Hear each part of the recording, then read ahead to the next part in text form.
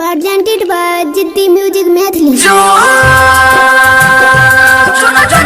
है महाशय सुन रहल छी तेज म्यूजिक की शानदार प्रस्तुति।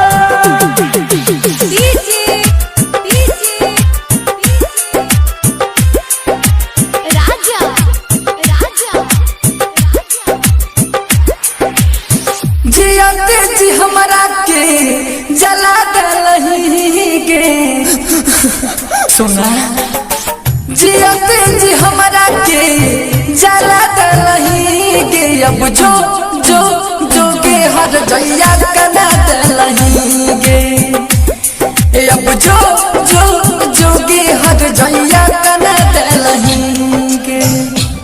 presented by HP Music Madhepura.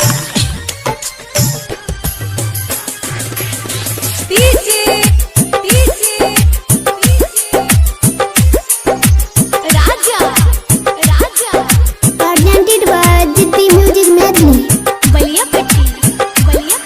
तोरे कहदन के जान हम की कलियहुगे झुमका बहले गे मथिया तोरा किन के डलियहुगे सोना तोरा कहदन के जान हम की कलियहुगे झुमका बहले गे मथिया तोरा किन के डलियहुगे झुमका वाली गे मथिया तोरा किन के डलियहुगे।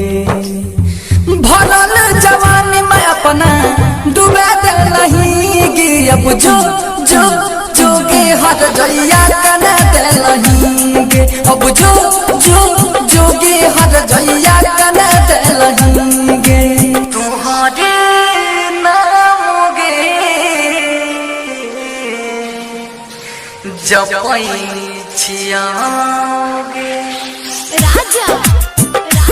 presented by HP Music Madhepura. तोरा गली होय के गे मोर जना जा जाइतहु गे तू छोड़ दे दलही हमरा तोरा नीक न हैतहु गे सोना तोरा गली होय के गे मोर जना जा जाइतहु गे तू छोड़ दे दलही हमरा तोरा नीक न हैतहु गे तू छोड़ दे दलही हमरा तोरा नीक न हैतहु गे। सागर सुमन के हम किस प्रिंस के अब जो जो